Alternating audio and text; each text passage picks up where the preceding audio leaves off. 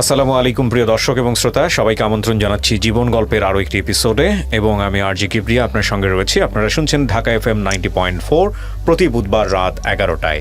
অনেকেই বলেন সিক্রেটস অনুষ্ঠানটা কি হচ্ছে না? জি না, সিক্রেটস অনুষ্ঠানটা বন্ধ হয়ে গেছে এবং এটা ভবিষ্যতে আর চালু হবে কিনা সেটা আপনারা ভবিষ্যতে জানতে পারবেন।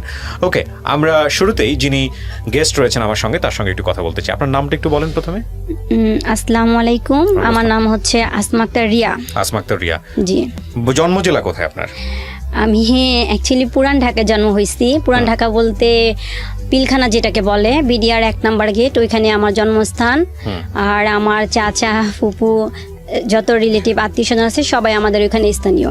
আচ্ছা, এটা একটা। আরেকটা বিষয় যেটা সেটা হলো যে আপনার বয়স কত এখন আনুমানিক? এই তো 33 চলতেছে। 33 চলতেছে, ঠিক আছে। রিয়া হচ্ছে আপনার ডাকনাম? হ্যাঁ, রিয়া। ডাকনাম রিয়া। ঠিক আছে, শুরু করেন আপনি যেখান থেকে বলতে চান। ছোটবেলা বলতে বাবার আমি খুব আদরে একটা মেয়ে ছিলাম। কি করতে আপনার বাবা? আমার বাবা ছিল ফটোগ্রাফার। ফটোগ্রাফার ছিল। এই যে কি বলে আপনার এই স্টুডিয়াম আছে না আমাদের মিরপুর 2 নম্বর, এখানে আব্বুর ছিল দোকান ছিল, স্টুডিও ছিল।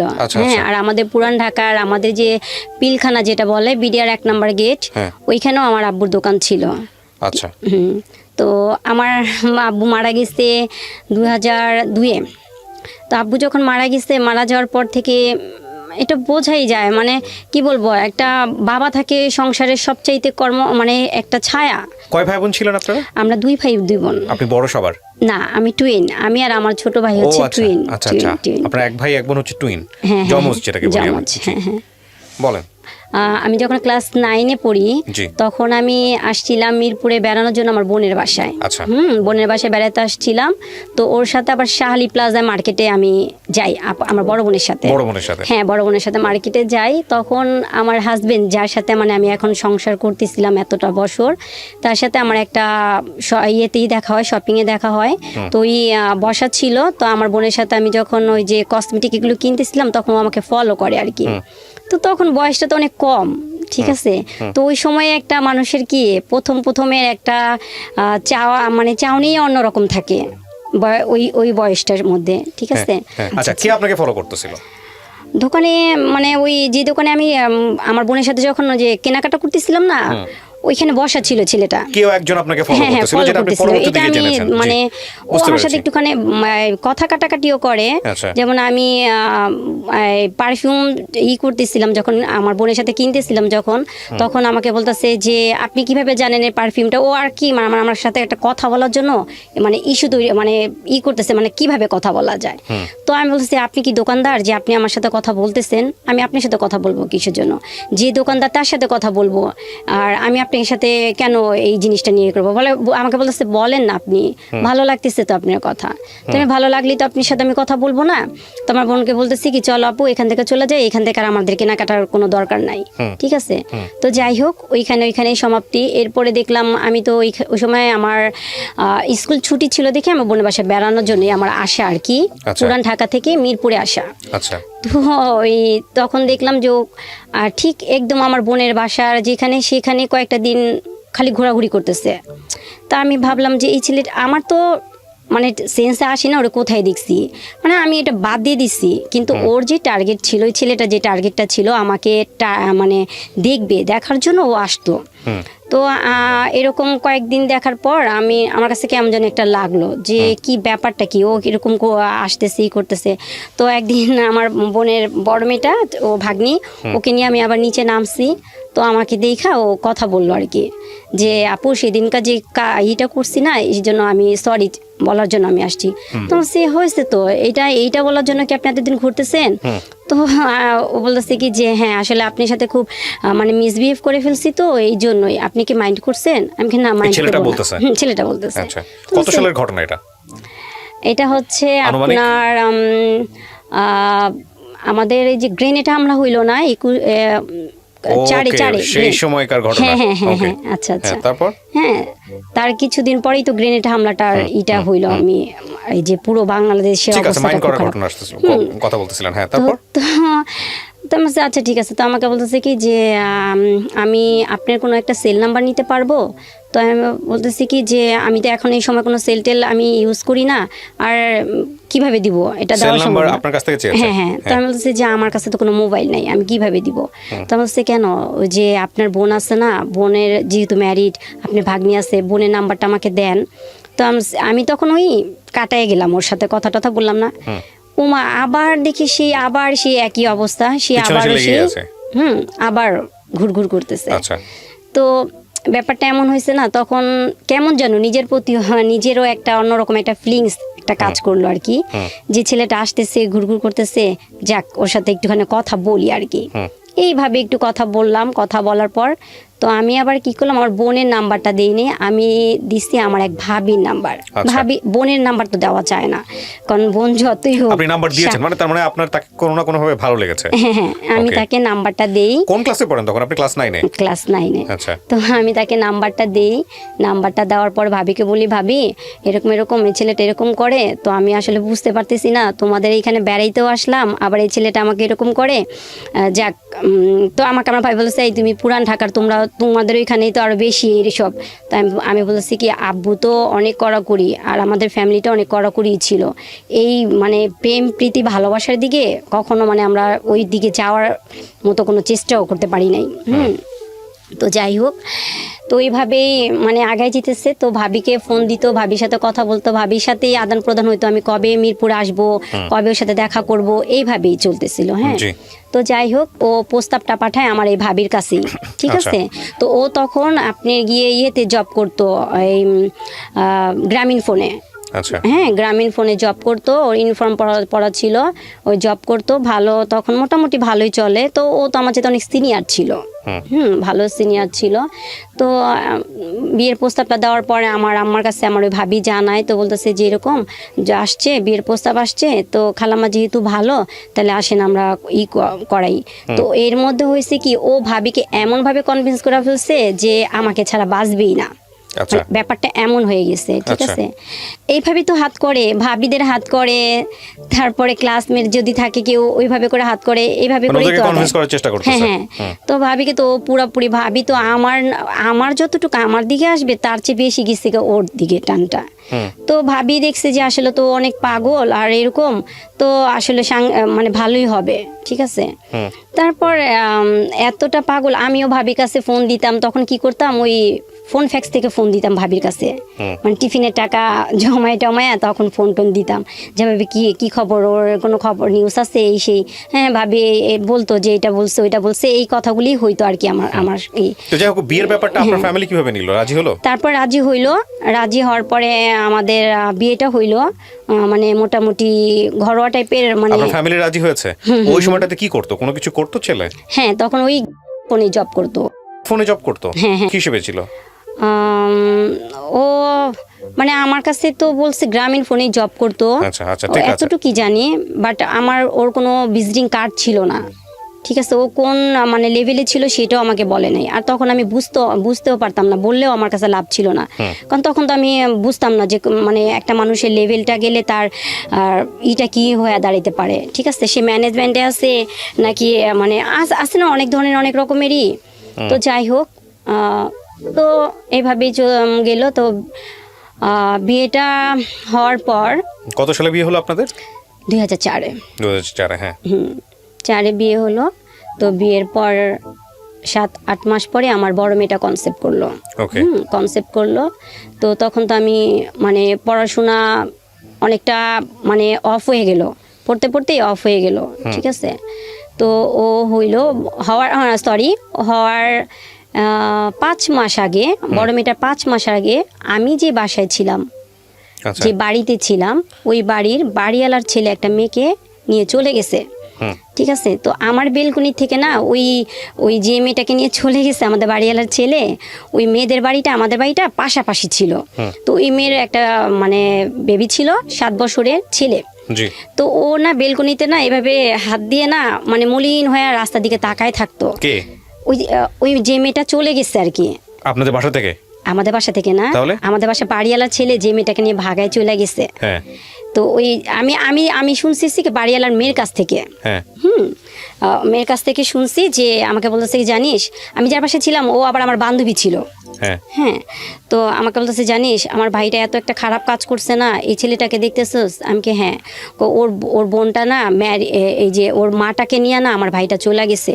আমি কাল্লা তুই কি বলোস, বাচ্চাটা মাশাআল্লাহ কি সুন্দর কিউট, এরকম ছেলে রেখা মানুষ কিভাবে পারে? পারে। আমি কি তাহলে বাবু ভাই কই? আর ওই আমার ওই বান্ধবীর ওর ভাইটার নাম হচ্ছে বাবু। আমি কি ভাইয়া কই? জানি না কোথায় আছে, বলতে পারি না। আমি তো প্রায় সময় না আমি বাচ্চাটাকে দেখতাম কি কান্না করতো, তো আমি আবার নামাজের পর যে দোয়া পড়তাম তখন ওই বেলকনির মধ্যে হাঁটাহাঁটি করতাম, যেহেতু আমার প্রেগনেন্সি অবস্থা, তখন ওই বেলকনিতে হাঁটতাম, ওই বাচ্চাটাকে দেখতাম, খুব খারাপ লাগতো। তো এর মাঝখানে আমার হাজবেন্ড 25 দিন একদম রাত্রে বাসা আসেই নাই। এটাকে বিয়ের পরের কয়দিন পরের ঘটনা? 7 মাস। ওই যে আমার মেয়েটা বেবি তখন কি পেটে, তখনই অবস্থায়? আচ্ছা, হুট করে আসলো না? হ্যাঁ, আসে নাই, রাত্রে আসে নাই, এমনি দিনের বেলা আসতো, হঠাৎ আসতো। রাত্রে সে কি দোহাই দিত? হ্যাঁ, আমি বলতেছি। তো ও আইসা দেখতো কি, আমি আবার ওই সময় কি মানে আমার তখন ঘরে টিভি ছিল না, আমি সর্বক্ষণই কেন জানি কোরআনের প্রতি আমার এত ভালো লাগতো, খালি কোরআনই পড়তাম, খুবই ভালো লাগতো, কোরআন পড়তাম, নামাজ পড়তাম। তো ও এসে বলতেছে কি, আমি বলছি তুমি কোথায় গেছো, তুমি বাসায় আসো না, দেখো আমার কি অবস্থা, তুমি যে আসতেছো না, তুমি মানে কোথায় যাও, কি করো, আমার তো কিছু বলতেছো না, আর আমার কাছে তো মোবাইল নাই, আমি তোমার ফোনও দিতে পারি না, তুমি একটা ফোনও দিয়া খবর নাও না। ও ফোন দিত আমাদের ওই বাড়িওয়ালার, মানে ওই যে আমার যে বান্ধবীটার কথা বললাম না, ওর সাথে কথা মানে হইতো, ঠিক আছে, ওদের নাম্বারটা আমাকে তখন মোবাইল ও দেয় নাই, মোবাইল দিছে আমার অনেক পরে। তো যাই হোক, এরপরে ও আমাকে বলতেছে কি, আরে শুনো না, তুমি তো নামাজ পড়ো, তোমার আল্লাহ দোয়া কবুল করবো, আমার ফুপু তো অনেক অবস্থা খারাপ, তাকে ডায়ালিসিস করাইতেছে, আমার না থাকতে হয়, কিন্তু আমি না এইটার মানেটা বুঝি নাই, মানে ডায়ালিসিস কি জিনিসটা কি, হ্যাঁ এটা কি, মানে এটা কোন রোগ? তো ওরা আমি কোশ্চেন করতেছি এটা কি অনেক বড় রোগ? তো বলতেছে কি, আরে পাগল তুমি বুঝো না, এটা এমন একটা রোগ, এই রোগের অনেক সমস্যা হয়, আমার তো থাকতে হয় ওইখানে, রাত জাগতে হয়, কেউ নাই, এই জন্য আমি থাকি। তো আমি তোর কথা ওইভাবে বিলিভ করছি, যে সুন্দর করে এত সুন্দর করে বলতেছেন, মানে অবিশ্বাস করার মতো কিছু না। তো যেহেতু আমি যাই নামাজে বসা, আর আমার সামনে কোরআন, তো আমাকে কোরআনের দোহাইও দিয়ে বলতেছে যে তুমি অনেক সুন্দর কোরআন পড়ো, তো তুমি আল্লাহর কাছে করো, ফরিয়াদ করো, আল্লাহর কাছে দোয়া করো, আমার ফুপু যেন ভালো হয়ে যায়। তাই আমি ভাবছি কি আসলে মনে হয় অনেক অসুস্থ, এইটাই। তো কিছুদিন পর আমার কানে আসলো একটা এমন একটা অদ্ভুত কথা, মানে সেটার জন্য আমি প্রস্তুত না। কি হইলো? এটা বিয়ের কতদিন পরের ঘটনা? তখনও বেবি পেটেই? হ্যাঁ, এই পেটে থাকা অবস্থায় এরকম ঘটনা কানে আসতেছে? আচ্ছা, কি কানে আসলো? তো আমার ওই বান্ধবীটা আমার কাছে আসছে, রিয়া তুই কি জানিস কি হয়েছে? আমি কি হয়েছে? কয় আমার হাজবেন্ড যে, হ্যাঁ, তোর কথা বলছে, ভাই কি করছে তুই জানিস? আমি কি না, কি জানবো? কারে বাবু, আমার ভাই যে মেয়েটারে নিয়ে চলে গেছে, ওই মেয়েটারে নিয়ে তো দুনিয়া রাখছে। আমি কি বলস? আরে ওই রাখবো কোত্থেকা, মাথা নষ্ট। তো আমি বলতেছি না, তুই এটি বোন প্লিজ আমার এখন এই সময় এটি বলিস না তো, কারণ আমি না তখন এমন একটা জিনিসে ছিলাম ভাইয়া, যে আমার বেবিটা আমার পেটে, মানে আমি তখন বুঝতামও না যে মানে কীরকম, মানে ওই আমার আসে নাই, বয়সটা এরকম হয়ও নাই, এটা মানে এরকম একটা তো এর মাঝখানে আমার ওই নিউজটা দিতেছে, আমি অদ্ভুত, মানে ওরা বলছি এই তোর কাছে কোনো প্রমাণ থাকলে তুই প্রমাণ নিয়ে আসিস, তো আমার কাছে এই সমস্ত অদ্ভুত কোনো কথা বলিস না, কি তুই জানোস না আমরা নিউজ পাইছি, এখন দেখিস না, এটা নিয়ে অনেক কিছু হয়, আমি তো চিন্তা করতেছি এলাকার মধ্যে না জানি কি জানি হয়ে যায়। তো গেল, তো এর মাঝখানে আমার আম্মু তখন বাজার কইরা মাত্র উপরে উঠতেছে, আমি যে বাসায়, সেই বাসার রেলিং নাই, মানে আনকমপ্লিট বাড়িটা ছিল, রেলিং ছিল না, আমার আম্মু 3 তলা অলরেডি উঠে গেছে। তখন কি হয়েছে, ওই যে মেয়েটাকে নিয়ে আমাদের বাড়িওয়ালা ছেলে চলে গেছে যে, তো ঠিক আছে, ওই বাবুকে তো আটকে রাখছে ওর বোন, ঠিক আছে। এখন ওই যে আমার আম্মু বাজার নিয়ে যে উঠতেছে না, তখন কি হচ্ছে, ওই মেয়ের মা আর মেয়ের হাজবেন্ড চলে আসছে, সিঙ্গাপুর ছিল মেয়ের হাজবেন্ড, সেও চলে আসছে বাংলাদেশে, তো দুইজন একসাথে একত্রিতই উঠতেছে। তো আমার আম্মা উঠতেছে, পরে আমার আম্মাকে জিজ্ঞেস করতেছে, এই দাঁড়ান, আপনি কি রিয়ার আম্মু? তো বলতেছে কি হ্যাঁ আমি রিয়ার মা।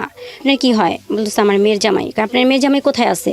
তো বলতে আমার আম্মা বলতেছে, আমার আম্মাও জানে যে আমার ফুপু শাশুড়ি অসুস্থ, সেখানে আমার হাজবেন্ড আছে। তো বলতেছে যে কেন, আমার সেটা সে কৈফত আমি আপনি কি দিব বলবো কেন, আমার মেয়ে জামাই আছে তার জায়গায় আছে, আপনাকে বলবো কেন? এই মহিলা, আপনি কি জানেন আপনার মেয়ের জামাই কি করছে? তো ওই কি বলে ওই মেয়ের হাজবেন্ড বলতেছে আপনার মেয়ের জামাই কি করছে আপনি জানেন? আপনি কি জানেন আমি কে? তো আমার আম্মা বলতেছে আমি কিভাবে জানবো, আমি কি আপনাদেরকে এর আগে কখনো দেখছি? আর আমাকে পরিচয় না দিলে, আর আপনারা তো একটা জিনিস বেয়াদবি করতেছেন, বলা নাই, জানা নাই, শোনা নাই, আপনারা এরকম ব্যবহার করতেছেন, এটা খারাপ করতেছেন না, আপনি পরিচয় দেন আমাকে। তো ওরা তো অনেক ক্ষিপ্ত, কারণ ওরা সব কিছু যাই না শুনে একদম রেডি হয়ে আসছে, যে এরকম বলতেছে যে আপনার মেয়ের জামাই আমার বউকে নিয়ে ভাগায় নিয়ে চলে গেছে। তো আমি তখন হ্যাঁ, আপনার বাড়িতে বিয়ের 7-8 মাসের পরের ঘটনা। হ্যাঁ। তো আমি গেটটা খুলে দেখতেছি খুব হট্টগোল, চিল্লাচিল্লি হইতেছে, মানে প্রচন্ড হাউকাউ। তো আমি আমার আম্মাকে বলতেছি আম্মা কি হয়েছে? তো এক পর্যায়ে কি হয়েছে, কথা কাটাকাটি করতে করতে ওই যে মেয়েটাকে নিয়ে ভাগায় চলে গেছে না, তো আমার আম্মা বলতেছে কোনো প্রমাণ আছে? তো ওরা কি করছে, ওরা তো সব প্রমাণ নিয়ে আসছে। রাজ নাকি এই ড্রেস কিনছে যেখান থেকে, সেগুলি ওরা ফলো করছে, ড্রেস কিনছে মেয়ের জন্য, এগুলি সবই ফলো করছে। তো ওইগুলি সব প্রমাণ নিয়ে আসছে। তো আমার আম্মুরে কি করছে, একটা চর মারছে। তো ওই যে বললাম না রেলিং নাই, মানে আপনার আপন মা নাকি শাশুড়ি? আমার মাকে।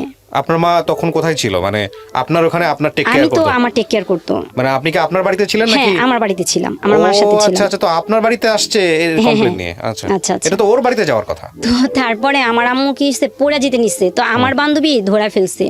তো ও এখানে ট্যাকেল দিচ্ছে, যে ধরে ফেলছে যে এই তো মার্ডার কেস হয়ে যেত এখন। তো ওদেরকে বলছে যে আপনারা তাড়াতাড়ি চলে যান, আপনাদের যা সমস্যা আপনারা আমাদের কাছে কমপ্লেইন জানাইতেন, তারপরে আমাদের ভাড়াটিয়ার উপরে আপনি এরকম করতেছেন কেন? তো ওরা আসলে কি ভাইয়া, এরকম হইলে না কারো মাথায় না ঠিক থাকে না। একই তো মনে করুন ওই বাচ্চাটাকে ফেলে ওই মেয়ে চলে গেছে, তার মধ্যে আমরা তো এগুলি জানি না, আমরা তো এগুলি তো কিছু জানি না। তো ওরা তো সব কিছু যাই না শুনে আসছে, কিন্তু ওদেরও ভুল হয়েছে। ওরা যদি যাই নাও থাকে, ওরা তো আগে আমাদের জানাবে, তাই না? জেনে কোয়ারি করবে তারপরে। হ্যাঁ, তারপরে একটা মানুষকে ব্লেম দেওয়ার আগে বা করার আগে তার তো উচিত জানানো। তো ওরা এটি কিছু করে নাই। তো যাই হোক, এরপর কি হয়েছে, ওই আমার হাজবেন্ড ওর এক ফ্রেন্ড, তো ও আবার আমাদের বাসায় আমার বিয়ের পরে আসছিল। তো আবার আমার বাসাটা, আমি যেখানে ছিলাম মিরপুর 11, ওইটা বাস স্ট্যান্ডে ছিলাম। তো বাস স্ট্যান্ড চেঞ্জ করে তো ভিতরে গেছি, তো ওর কাছে তো ছিল আমার কি বলে ওই বাড়িওয়ালাদের নাম্বার। তো আমার সাথে একদিন রাস্তা দেখা হয়েছিল, পরে আমার বলছে ভাবি বাসা চেঞ্জ করছেন, বাসা তো চিনি না, তো বাসা যাবো কিভাবে করে? তো কি যেন মনে করে আমি না ওই বাড়িওয়ালাদের TNT নাম্বারটা দিয়ে দিই। তো ওই ছেলে কি করছে, আমার ননদের বাসায় গেছিল, যাওয়ার পর দেখে এই মেয়েকে। তো বলতেছে কি, আমার ননদ বলতেছে কি রাজ ভাইয়ের ওয়াইফ এটা। তো বলতেছে কি ব্যাপার, মানে দেখার পর সালাম দিচ্ছে। তখন বলতেছে আমার ননদকে জিজ্ঞেস করছে কে? তো বলতেছে এটা তো ভাইয়ার ওয়াইফ।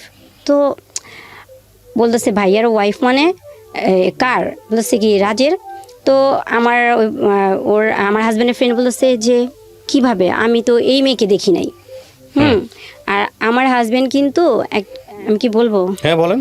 আমার হাজবেন্ড যে এখানে একটা জিনিস করছে, যে ওর ফ্যামিলি থেকে কাউকে নিয়ে আসে নাই, ওর ফ্রেন্ড আইনা বোন জামাই সাজায়া আমাদের বিয়েটা কাবিনটা হয়। ও, তার মানে আপনার বিয়ে তো একটা ঘাপলা ছিল, পারিবারিক ভাবে একটা ঘাপলা ছিল। এইগুলো খুব নোট করার মতো পয়েন্ট। আচ্ছা, হ্যাঁ, তারপর তো আমি তো আমার ননদকে দেখি নাই, আর ওরাও আমাকে দেখে নাই। ও, তখনও আপনি হলো শ্বশুর বাড়িতে যান নাই? ও, দ্যাট ইজ দ্য ফ্যাক্ট। ওকে, আচ্ছা, যাই নাই। এরপরে কি হয়েছে, তারপরে আসলো আমার ওই কি বলে ওই ফ্রেন্ড ও আসলো আমাদের বাসায়। আসার পর আমার আম্মাকে বলার পর বাড়িওয়ালাকে বললো। তো বলার পর বললো যে এইখানে একটা কথা আছে, মাঝখানে ফেলে দিছি, আমাদের পুরান ঢাকায় কালচারে একটা নিয়ম আছে, মানে যে কি বলে 7 মাসে একটা মানে অনুষ্ঠান হয়, হ্যাঁ, সাতশা বলে।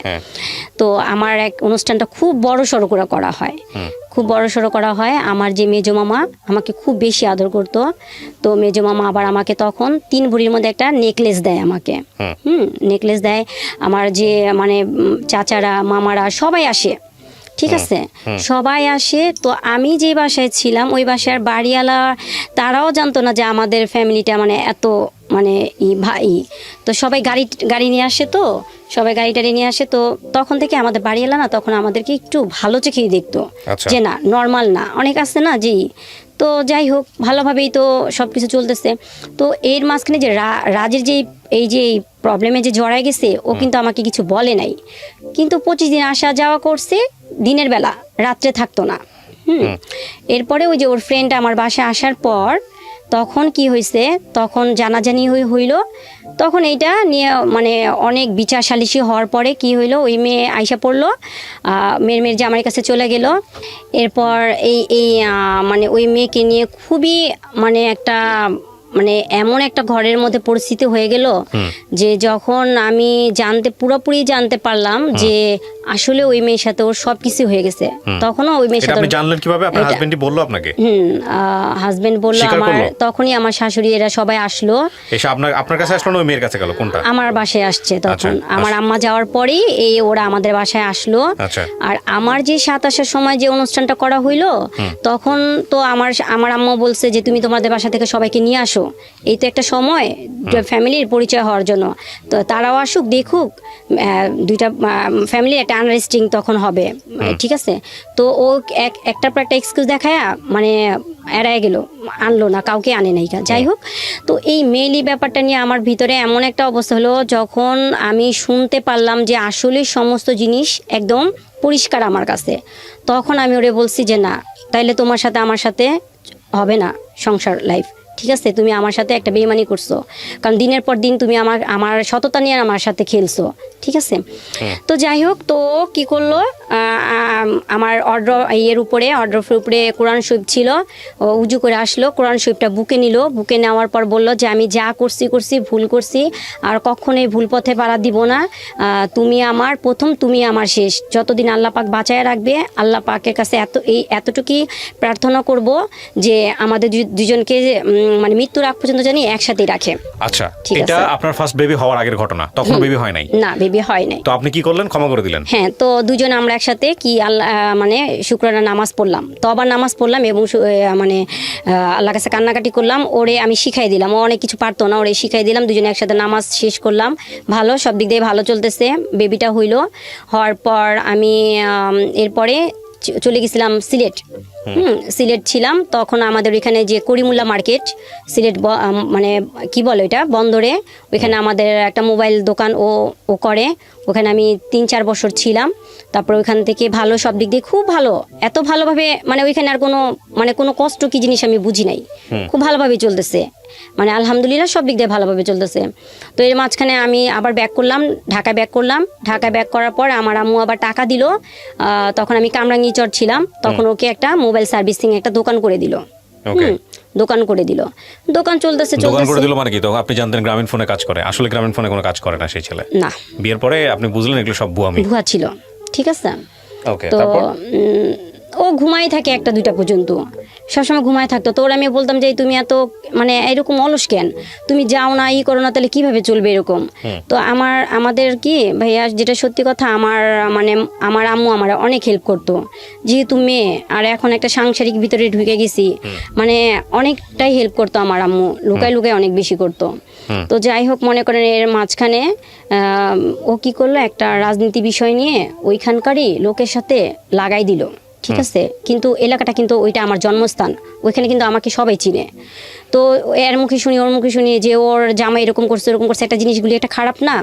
তখন কি করলাম, আমার আম্মুকে জানানোর পর আমি আবার মিরপুর ব্যাক করি, 11তে ব্যাক করি। সেই সময় ওই বাসার ভাড়া, মানে আমি যে চলে আসছি রানিং, মানে চলতেছে 12 তারিখ, ওই সময় চলে আসছি। তো ওই সময় তো বাড়িওয়ালা ছাড়বে না, ভাড়া টাড়া দিয়ে চলে আসে পড়লাম, এখানে এসে মানে থাকলাম, আর মানে ভালো মতোই চলতেছে। এর মাঝখানে কি বলে আপনার 2018-তে, এই যে 2018-তে চিকুনগুনিয়া জ্বর হইল, মানে পুরো দেশ তো অবস্থা অনেক খারাপ, ঠিক আছে। আর আমার হাজব্যান্ড একটা প্রবলেম আছে, ওর প্রত্যেকবার মানে বছরে 3-4বার করে জ্বর আসে, আর এই জ্বরটা এমনই আসতো একদম 15-16 দিন, মানে কমতো না, 15-16 দিন থাকবেই তার জ্বর, ঠিক আছে। মানে এত খারাপ জ্বর, মনে হয় আমি মানে ডাক্তার দেখতাম না, ডাক্তারও বলতো কি এরকম কেন, 4-5 এরকম এসে পড়তো জ্বরের মানে তাপমাত্রা এরকম। তো জ্বর আসলে না ও একদম পুরো বাচ্চাদের যেত খারাপ করতো, দেখা গেছে ওই বিছানা নষ্ট করে ফেলতো, বমি করতো, এই বমি আসতেছে। আমি বলছি দাঁড়া কিছু নিয়ে আসি, কিছু নিয়ে আসতে ও খাটের মধ্যেই বমি টমি করে ফেলছে, ঠিক আছে। ওগুলি আবার আমি পরিষ্কার করতাম, ওরে পরিষ্কার করতাম, তো এটা কষ্ট হইতো না।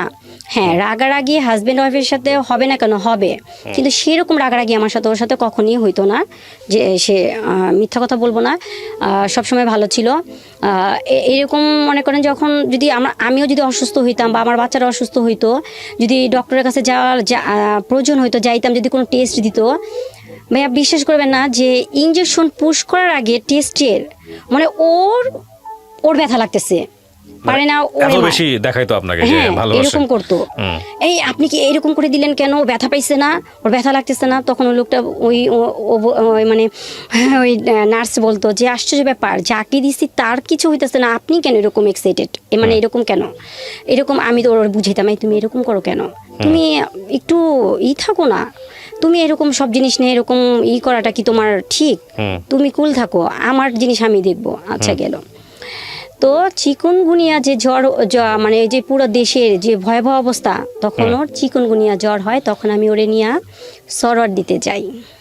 আচ্ছা, ওকে যখন আমি শরীরটা মুছিতে যাই, তখন দেখি যে ওর মানে শরীরে যে বিশেষ মানে অংশটা, সেখানে মানে এমন একটা ঘা হয়েছে, মানে দেখে আমার শরীর কাটা মানে শিহরে উঠে গেছে, যেটা কি। তো ওরা আমি জিজ্ঞেস করলাম যে তোমার এটা হয়েছে, তুমি আমাকে বলবা না? তো ও আমার কি করছে, রাখো সরো, তোমার এখানে পরিষ্কার করতে হবে না। তো আমি তোমার স্ত্রী, আমি কেন করব না, তোমার প্রবলেমটা কি, আমি তো সব কিছু করতেছি। তো যাই হোক, তো সরর দিতে নিয়ে গেলাম। তো চর্ম বিভাগ যে ডক্টরটা, ওনার কাছে আমি গেলাম। যাওয়ার পরে আমি বলতেছে আপনি কি হন ওনার? আমি বলছি ওয়াইফ। তো বলছে আচ্ছা একটু ওয়েট করেন, আমি দেখি। তো উনি ভিতর থেকে দেখে আসার পরে আমাকে বলতেছে যে আপনি কি ওনার ওয়াইফ? আমি বলছি হ্যাঁ। তো বলতেছে ওনার সাথে কি কোনো মেয়ের কোনো সম্পর্ক আছে? তো আমি বলছি না, কি বলেন, আল্লাহ মাফ করুক, আস্তাগফিরুল্লাহ আমি বলতেছি। তো বলতেছে তখন বলতেছে কি আপনি কি জানেন নাকি, আপনি আগে কথা বলতেছেন? আমি কি না, কেন, আমি ওর ওয়াইফ, আমি জানবো না কেন? তো তখন উনি না একটু রাগ হয়ে গেছে, ডক্টর মানুষ তো বলছে কি চেয়ারে কি আপনি বসা না আমি বসা? এখন উনি জানে কি প্রয়োজনটা ওইখানে পাইছে, আমি তো ভাই আসলে বুঝতে পারতেছি না। তো উনি আমাকে বুঝায়, তখন খুব রাগ হয়ে গেছে, যখন আমি বারবারই ওরে মানে আমি আমার দিক দিয়ে আমার হাজবেন্ডকে আমি সাফাই গায়ে ওরে মানে ক্লিয়ার করার চেষ্টা করতেছি, কিন্তু ডক্টর তো ওনারা একটা ডক্টর মানুষ, ওনারা তো এমনি ডক্টর হয়নি, তাই না? ওনারা তো ওর প্রয়োজনটা দেখেই তো বুঝতে পারছে। তো আমাকে অনেকগুলি মেডিসিন দিয়ে দিল, কিভাবে ওয়াশ করতে হবে, কিভাবে কি করতে হবে, এবং আমাকে বলে দিল যে আপনি কিন্তু কোনো রকমই ওনার সাথে এখন মেলামেশা করবেন না, ঠিক আছে? ওনার ভিতরে যে কোনো একটা জিনিসের উনি কোথাও না কোথাও গেছে, সে খারাপ জায়গা থেকে ওর এই পয়জনটা আসছে এবং এটা হয়েছে। এটাকে আমরা এসটিডি বলি, যেটাকে বলি সেক্সুয়াল ট্রান্সমিটেড ডিজিজ, যেটা ডাক্তার উনি বললো, ওনার কথা যদি সত্য হয়ে থাকে আর কি। হ্যাঁ, ঠিক আছে। তো যাই হোক, তো আমি খুব মানে বাসা আসার পর না আমার ভিতরটা মানে তারপরেও নিতে পারতেছিলাম না যে ওই কিরকম করে হ্যাঁ, আমি আমার মতো করে নর্মালি ভাবে সুন্দর করে ওরে ড্রেসিং করাইতাম, তারপরে কুলারটা ছাইরা দিতাম, ঘরে বাচ্চাদের অন্য রুমে রাখতাম ওর মতো, কারণ ওরে যখন ওয়াশ টশ করাইতাম না তখন অনেক জ্বালা পোড়া করতো, প্রচন্ড জ্বালা পোড়া করতো। তো ওরে ফ্যানের বাতাসে ওইটা আমি আবার করতাম, তখন আমি বলতাম যে তোমার কি খারাপ লাগতেছে? জিজ্ঞেস করতেন না ওকে যে কেন তুমি, তোমাকে ডাক্তার এটা কি বললো? হ্যাঁ, ওরে আমি বলতাম, তো বলতো কি আরে তুমি জানো না ওই ডাক্তাররা সাইকো, তো মানে উল্টা পাল্টা তোমার, মানে ও কিন্তু আমাকে একটা অন্ধকার জগতে আটকে রাখছিল ভাইয়া, ঠিক আছে? মানে আমি তো কখনো একা চলাফেরা করি নাই, ও আমাকে সব জায়গায় নিয়ে গেছে। রাস্তা পার কি জিনিস আমি এখন হয়তো বা এখন করতেছি, কারণ আমার অনেকটা কষ্টে সংগ্রাম করে চলতেছি, তো এখন আমি একটু চলাফেরা শিখছি, কিন্তু আগে কখনো আমাকে ও একা ছাড়ে নাই। তো যাই হোক, তো ওইভাবে করে দিন কাটলো ভালোই, ও মানে সুস্থ হইলো। কিন্তু এই যে ওর পিছনে যে এতগুলি টাকা, সমস্ত টাকা আমার আম্মু দিছে খরচ, ঠিক আছে? সমস্ত টাকা আমার আম্মু দিছে, মানে যত কিছুই মানে আমার ঘরের বাজার সদাই যা লাগতো, কারণ ও তো বসা, ও তো এমনি বসা, কোনো ইনকাম নাই, কোনো কিছু নাই। হ্যাঁ, আর আমার আম্মুর কিন্তু এটা সেকেন্ড ম্যারেজ ছিল। আমার আম্মু যে যুক্তরাষ্ট্রে থাকে, আপনি আমাকে কোশ্চেন করতে পারেন কিভাবে গেল। আমার আব্বু মারা যাওয়ার পর আমার আম্মু দেখতে অনেক সুন্দর মাশাআল্লাহ, তো তাকে কি আমরা এইভাবে বসে রাখবো? তো আমরা আমাদের সব ভাই বোনের মিলিতভাবেই কিন্তু আমরা তাকে বিয়েটা করাই দিই। তো ওই আঙ্কেলও মারা গেছে, উনি মারা গেছে 18-তে মারা গেছে, 18 শেষের দিকে মারা গেল। তো যাই হোক, তো আমার হাজব্যান্ডকে আমি সুস্থ করলাম। সুস্থ করার পর আমার কি হইলো, আমি একটু সাময়িকভাবে একটু অসুস্থ হইলাম। কি হয়েছে, আমার সিস্ট হয়েছে। সিস্ট হইলো। এরপরে আমি আমার ছেলেটা পেটে আসলো, 2টা মেয়ের পর পেটে আসলো। তো আমাকে আমার ভাবি, তারপরে আমার অনেকেই কিছু কিছু আমল দিছে ছেলে হওয়ার জন্য। তো আমি একদম সুন্দর সব আমলগুলি আমি করলাম। তো এর মাঝখানে কি হয়েছে, যখন ও 4 মাস, আমার বেবিটা 4 মাস আমার পেটে, হ্যাঁ, তখন হঠাৎ করে দেখি কি আমার হাজবেন্ড 4 দিন বাসায় আসলো না। তো বাসায় আসলো না, আমি তখন ওরা জিজ্ঞেস করতেছি যে আসলো না, ফোনটাও বন্ধ, ওর ফোনও পাইতেছি না, ওর ফোনটাও পাইতেছি না। ফোনটা একবার চালু হইতেছে, আবার বন্ধ হইতেছে, আবার বিজি করে রাখতেছে, আবার ব্ল্যাকলিস্ট করে ফেলতেছে। মানে অদ্ভুত, মানে এগুলি না আমার ব্রেনটার মধ্যে এমনভাবে মানে এফেক্ট করছে। কারণ আমার বেবিটার সময় না ভাই আমি অনেক সিক ছিলাম, মানে এত পরিমাণে সিক ছিলাম, মানে আমি বুঝাইতে পারবো না ভাইয়া। যে আমাকে ওরে বলছিল যে মানে হ্যাঁ ওনার শরীর অনুযায়ী বেবিটা বড় হয়ে গেছে, তো সাপোর্ট নিতে পারতেছে না, আগে 2টা তো সিজার, ঠিক আছে, তো একটা বেল্ট হয় না ওনাকে দিবেন। তো আমাকে বেল্টটা হয় না, দেয়নি। আমি ওর না পেঁচায় পেঁচায় যতটুকু পারছি সেফ রাখার জন্য, যে আমার সেলাই যাতে না ছিঁড়ে যায়, ঠিক আছে। তো এর মাঝখানে ও যে এই কাজটা করছে না, আমার খুবই খারাপ, মানে মেন্টালিটি খুব আঘাত করছে। তো 4 দিন 5 দিন পর আসলো, আসার পর পুরো নর্মালি এখানে আমি আমার ননদের হাজব্যান্ডকে জানাইলাম, ওদের সবাইকে জানাইলাম। ওরা বলতেছে থানায় জিডি করব। কোন হিসাবে জিডি করব? এটা তো কোনো কিছু আমি পাইতেছি না। আসলে ভাবি কার সাথে গেছে, আমি না ভাইয়া ওর কোনো ফ্রেন্ডের সাথে কথা বলতাম না, হ্যাঁ, ওই পর্যন্ত হাই হ্যালো ব্যাস সালাম দিতাম ওই পর্যন্ত। কিন্তু একটা আছে না, মানে ওর ফ্রেন্ডের সাথে কথা বলবো বা ওই কি করে না করে এইরকম কোনো টার্গেটটা আমার ছিল না। আচ্ছা, ছিল না। তো আমাকে সবাই জিজ্ঞেস করতেছে কিভাবে কি করা যায়। তো আমার আম্মা বারবার ফোন দিতেছে, মা তুমি তোমার দিকে তাকাও, বাচ্চার দিকে তাকাও, যেহেতু তোমার 2টা মেয়ের পর ছেলে আসতেছে, তুমি তো তোমার আব্বুকে হারাইছো, তো তোমার তো বাবা আসতেছে, তুমি এইখানে খেয়াল করো। তো যাই হোক, তো আসলো, আসার পরে সে নর্মালি ওয়াশরুমে চলে গেছে। 4 দিন পর আসার পর সে ডাইরেক্ট ঘরে ঢুকেই ওয়াশরুমে চলে গেল। তো আমি তখন আর ওর সাথে কোনো কথা বলি নাই, কেন ওর মতো ওরে ছেড়ে দিছি। এরপরে মাঝখানে আমার অবস্থাটা খুবই খারাপ হয়ে গেল। আমি ডক্টরের কাছে গেলাম, আমার ব্লাড টেস্ট আসলো, হিমোগ্লোবিন পয়েন্ট চলে আসছে 7। তো আমাকে বলেছে আপনি কিন্তু ডোনার ঠিক রেখেন, আপনি কিন্তু পজিশনটা কিন্তু খুবই মানে ক্রিটিক্যালি পর্যায়ে চলে আসছে। আর আমার হাজব্যান্ডকে বললো আপনি একটু স্ট্রিক্ট একটু সময় দিয়েন, যেহেতু আমার রেগুলার উনি ডক্টর, সবসময় ওনার কাছে আমি দেখাই। তো ওকে বলে দিল যে আপনি কিন্তু ওনাকে কিন্তু ভালো মতো টেক কেয়ার করবেন, ওনাকে কিন্তু কোনো রকম মেন্টালিটি কিছু প্রেশার দেওয়া যাবে না, কারণ ওনার কিন্তু প্রেশার আপ ডাউন করতেছে, এতে কিন্তু বাচ্চার সমস্যা হয়ে যাবে। আচ্ছা গেল। তো এর মাঝখানে ও ঘরে ঢুইকা কথা বলতেছে, কার সাথে কথা বলছে আমি জানি না। তো আমার রুমে থেকে আমি এক রুম থেকে আরেক রুমে আসলাম, ও আমাকে দেখা রীতিমতো এমন একটা বিহেভ করলো, আমাকে বলতেছে কি, মানে আমি বুঝলাম না, তুমি আসলে এরকম অশিক্ষিত মানুষ অশিক্ষিতর মতোই কাজ করে। আমি কি করলাম, আমি তুমি যে ঘরে ঢুকছো তুমি নক করে ঢুকবা না, তুমি এরকম করে ঢুকলা যে। তাই আমি বলছি কি ব্যাপার, এটা তো আমার রুম, তো ঢুকলে কি হয়েছে, সব ঘরগুলি আমি গুছাই না, আমি তোমার কাছে আসছি। তো আমার শরীরটা না ভাইয়া খুব খারাপ লাগতো ওই সময়টা, মানে খুবই খারাপ যাইতো, মানে শরীর ব্যথা করতো, মানে কিরকম শুধু ওর ঢুকে কি পেলেন আপনি? হ্যাঁ, তো কি করলো, উইঠাই ওর কানে থেকে হেডফোনটা ছিঁড়া ফেলাই দিল, মোবাইলটারে মানে ছুঁড়া মারলো, খাটের উপরে যেয়ে পড়লো। মানে সম্ভবত ও ওই মেয়ের সাথে কথা, যে মেয়েটার সাথে যে সম্পর্কটা মেয়ের সাথে কথা বলতেছিল আর কি, আমি তো তখন জানি নাই, আমি জানছি পরে। তো তখন ওরে আমি বলছি দেখো তুমি আমার সাথে তো এই ব্যবহার করা ঠিক না, এই সময় তোমার কিছু একটা হয়েছে বলো না আমারে, কি হয়েছে বলো, আমি তোমার কোনো দিক দিয়ে বিরক্ত করলে আমারে মাফ করে দিও, তুমি ইম্পর্টেন্ট কথা বলতেছিলা তাহলে আমাকে তুমি বলতা, তাহলে আমি আসতাম না। তো আমি আর বলতে পারি নাই যে আমার একটু তোমার কাছে না থাকতে ইচ্ছা করতেছিল, এই জন্যই আসছি, কিন্তু সেটা আমি বলি নাই। আমি আমার মতো করে আমি আমার বেডরুমে চলে খুব কান্না করছি। তো এর মাঝখানে 2-3 দিন পরে সেই লোক আবারও 4 দিন আসলো না, 4 দিন আসে নাই। তো যখন আসছে আমি এর মাঝখানে আমার শরীরটা খুব খারাপ হয়ে গেল, ডাক্তারের কাছে আবার আমার বড় বোন আমাকে চেকআপে নিয়ে গেলো, আমার ননদ চেকআপে নিয়ে গেলো, খুবই অবস্থা খারাপ, ওর ফোন বন্ধ। তো আসছে ওর সাথে ওকে আমার ননদ এরা সবাই খুব বললো যে বকাঝকা করলো যে কী ব্যাপার আপনি ভাবির এই অবস্থা রেখে আপনি যে চলে যান, মানে কোথায় যান, ও ব্যাপারটা কোনো কিছু নেয় নাই। তো আমার আবার খুব রাগ লাগতেছে, ও আসুক ওর সাথে আমি কথা বলবো, এটা ওর ভাই বোন ওকে যা বলছে, কিন্তু আমি ওর সাথে ক্লিয়ার কথা বলবো, প্রবলেমটা ওর কোথায় যা দাঁড়াইছে। তো ওরে কথা বলার পর ও কী করলো, এক পর্যায়ে আমাকে খুব জোরে একটা ধাক্কা দিল, ঠিক আছে। তো তো ধাক্কাটা আমি যাই আমার কি বলে যে স্টিল আলমারির ওইখানে যায়, মানে পুরো শরীরে প্রেশারটা যায় না ভাইয়া, মানে এইভাবে আমি ধাক্কাটা খাইছি, ঠিক আছে, ঝ্যাঁ পড়ছি। তো ওইখান থেকে পড়ার পরে ছিল আমার এই যে ড্রেসিং টেবিলটা, ওইখান থেকে আবার ব্যাক করে ড্রেসিং টেবিলে এসে পড়ছি, ঠিক আছে। তো কত জোরে আমাকে ধাক্কা দিছে। তো ধাক্কা দেওয়ার পরে ও আইসা বলতেছে কি, বোঝো না যে আমি কি বলতে চাই, তুমি কেন আমাকে ডিস্টার্ব করো।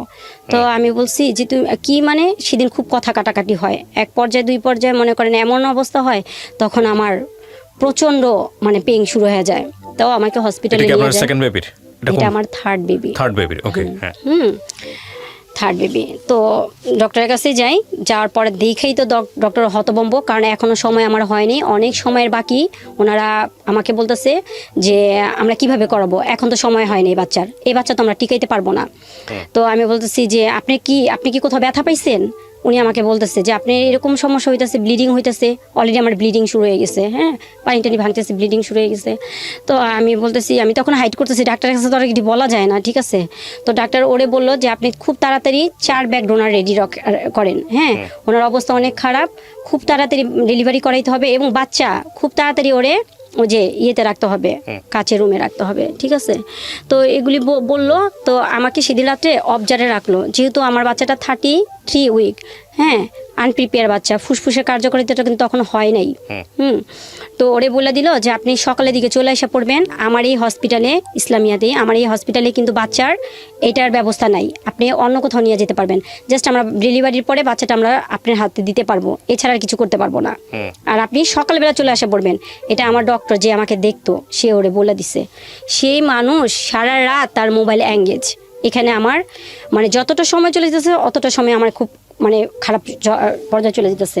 যাই হোক, বেবিটা লাস্ট ফিনিশিংয়ে বাঁচাতে পারি নাই, মারা গেছে বেবিটা।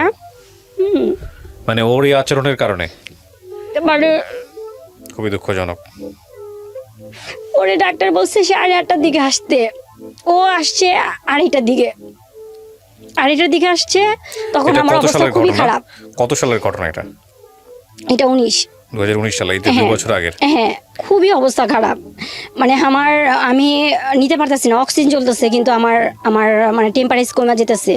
তো আমার বড় ভাই আমাকে বলতেছে কি যে আমার মাথায় হাত বুলায় বলতেছে কি, আপুরে তুই একটু আমার দিকে তাকা, তুই একটু আমার কাছে বল, আমি তোরে নিয়ে যাই, আমি তোরে কোলে করে নিয়ে যাবো, তুই রাজের জন্য অপেক্ষা করিস না, তোর অবস্থা অনেক খারাপ। কারণ আমাকে নিয়ে বোর্ড মিটিং বসছে তো ডক্টররা, তো বলতেছে যদি এই রুগী মারা যায় তাহলে আমাদের হসপিটালের জন্য একটা খারাপ একটা রেকর্ড হয়ে যাবে, কারণ এখন পর্যন্ত এরকম রুগী মারা যায়নি, ঠিক আছে।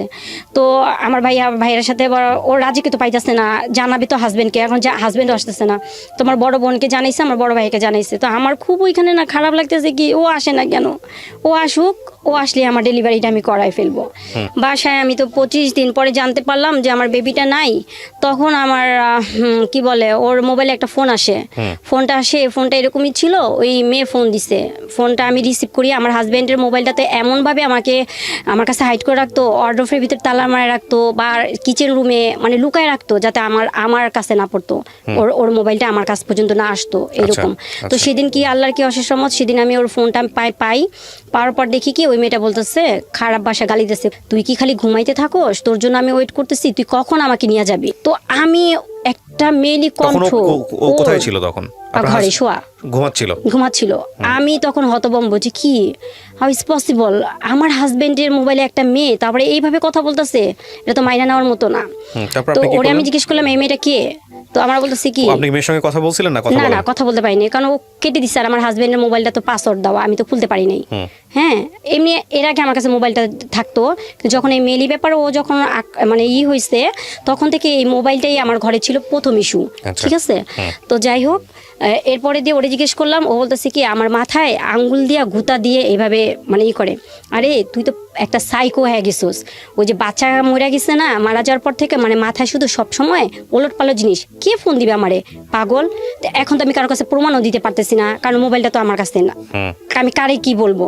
সেদিন অনেক কিছু হয়েছে, যাই হোক, এরপরে এটা এখানেই শেষ। আমার শাশুড়িরা আসলো, বুঝাই টুঝাই দিল, এরপর আমি ওরে নিয়ে কবরস্থান যাই, সেদিনই আমার ফার্স্ট কবরস্থানে যাওয়া, আমার ছেলের কবরস্থানে যাওয়া।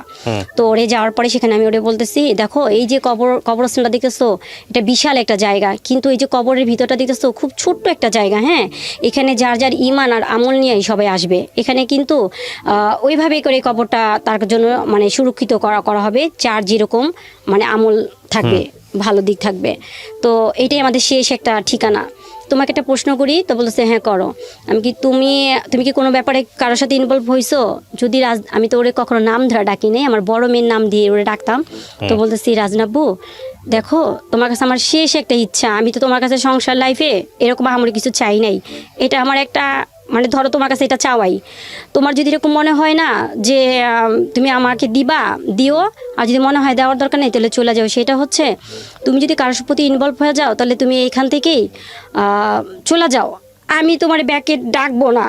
হ্যাঁ, এই কবরস্থান তো এখানে আমি আর তোমার সাথে এখানে আমার শেষ, এখানেই, কারণ এই জায়গায় আমাদের সবার আসতে হবে।